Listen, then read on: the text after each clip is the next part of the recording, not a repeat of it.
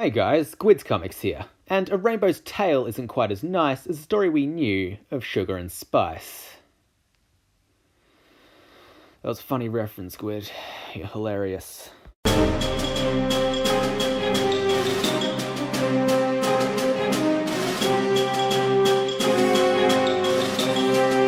By far one of the most well-known and popular of the MLP creepypastas, the Rainbow Factory has acquired quite the fanbase over the years, warranting endless fan art, animations, and even multiple songs based around its iconic plot.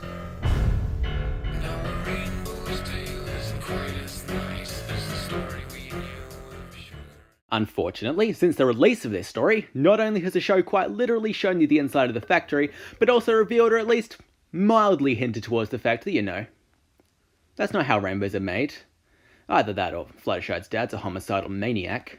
And Dad's been collecting his favorite bits of cloud from the factory since before you were born.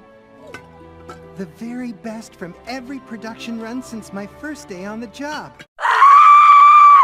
Now, I've had this story in my scopes for a long time now, and I think it's finally time to do something about it. So by all means, grab your Rainbow Dash doll, sit back, and let's see if this tale remotely holds up in this day and age. So it opens with a brief history of the Rainbow Factory, explaining how people who work there that, you know, don't die, come out traumatized and refuse to talk about what they saw. This sets up the many mysteries of the Rainbow Factory, mysteries that will slowly be answered as the story unfolds. Now, I guess this is a good storytelling technique that will keep readers interested and invested in the events to follow, so, you know, I'll give it a pass. Okay, so now is when the real story begins, and you immediately get introduced to the main protagonist of this story, which is Scootaloo, but, you know, older. I'm guessing about 16, knowing this fanbase. Anyway, it's the day of her flying test, and she's waiting there with her friend Generic Love Interest and some other character named Aurora, as well as a bunch of other irrelevants who are gonna do better than her.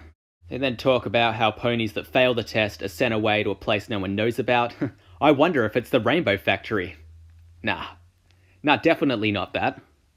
Anyway, Aurora fails and breaks her wing, and Generic Love Interest decides to fail the test to help her. Scootaloo then fails because she has a crush on Generic Love Interest, but not before the coach gets to say both piss off and fuck, because the writer's cool and edgy. Anyway, they get sent off on a train. Man, I wonder if they're going to the Rainbow Factory. Nah, definitely not that. So they get to know each other, and Aurora says they're friends now, even though she knows jack shit about any of them. They then stop and a cloaked stranger looks in, before they continue along their merry way. The train then arrives at its location, and some character quite literally named Dr. Atmosphere tells them wait for it, you're not going to believe this, they're in the Rainbow Factory. What? No way! Anyway, Dr. Atmosphere takes them to a huge dark room filled with other failures, and we're introduced to the main antagonist of this story, the manager of the company. Wait for it. You're not going to believe this one either, it's Rainbow Dash! Now, the first time I read this, I remember not being remotely surprised that this was the case, not only because of the endless fan art that basically spoils it for everyone, but because at this point with Rainbow Dash being such a popular character amongst the fanbase, anyone will use her as a way to get a reaction out of the audience. Anyway, Rainbow Dash explains to the ponies that they use the failures' red blood as stigma to make colourful rainbows, which definitely makes sense, and is in no way a leering plot hole. Or at least, that's what I understand, because the story doesn't explain it in the least. I'm asking too much, this freaking creepypasta about ponies. Now, you might be thinking, why the hell didn't they just use paint or dye to make the rainbows colourful? And my answer for you is apparently that stuff just doesn't exist in this world. Even though we've seen it used in the show on multiple occasions, I guess the higher-ups of the company were just fucking stupid. Actually, before we move on, I think I should talk about why Rainbow Dash works at the Rainbow Factory in the first place. You see, she was approached by the factory's workers after the Sonic Rainboom incident and offered a job there. You know, at the Rainbow Factory, and she said yes. What kind of child says yes to working in a dangerous factory? Anyway, let's move on. Okay, so Scootaloo yells at Rainbow Dash, and she looks down at her in shock because apparently she doesn't remember her from the carriage. I'm so sorry. See, I suffer from short-term memory loss. Actually, the story never explains why Rainbow Dash looked into the carriage earlier. See, I originally thought it was to see who was in there, but thinking about it, she would have seen who was in there later, so I guess it was just pointless filler. Either that, or they were trying to enhance the mystery.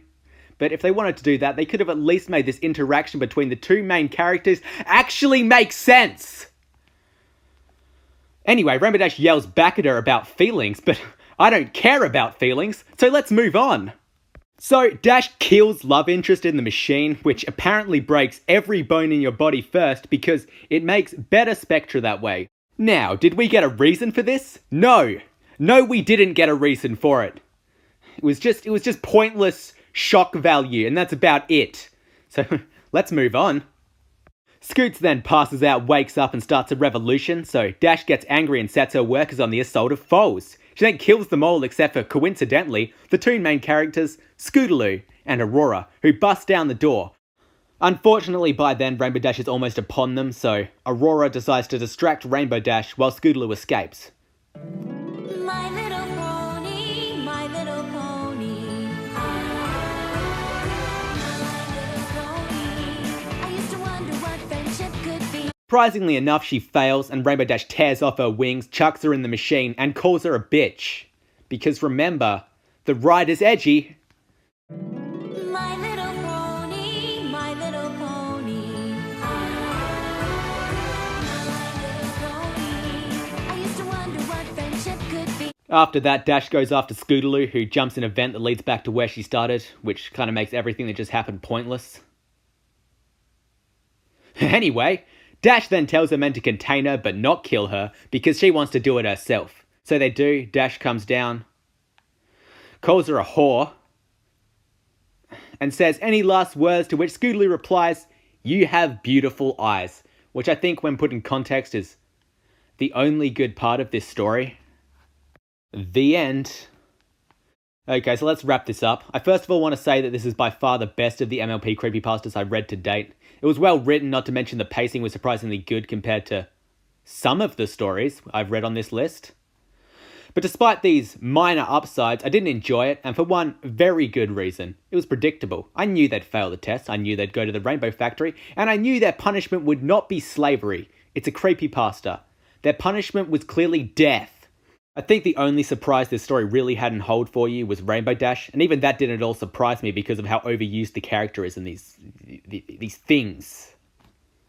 Now, I'm not going to say the story doesn't hold up, seeing as there was definitely a few nice details here and there. I especially liked the history aspect of it, probably more the factory's history than Rainbow Dash's, which I still think felt kind of forced.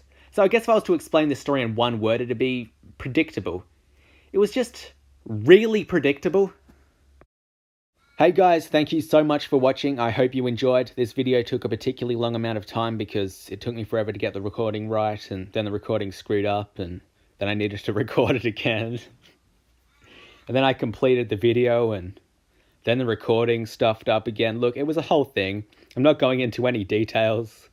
Anyway, thank you so much for watching. There are a lot of links in the description to this video, and I hope you go check them all out because they're all really cool. Especially the reading this time. I found you a really good one, the Lost Narrator. She did a really good job on the video and all that good stuff. Anyway, I hope you enjoyed this video, and I'll see you next time. Sayonara! Jesus Christ, these stories are starting to weigh on my psyche. It's only a matter of time until... No. I'll be fine.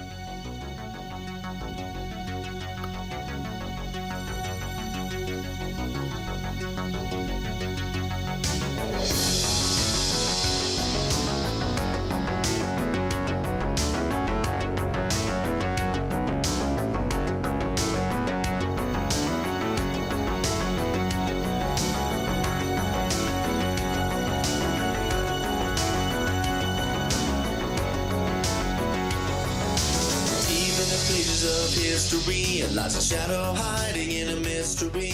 A late night story buried far away until it was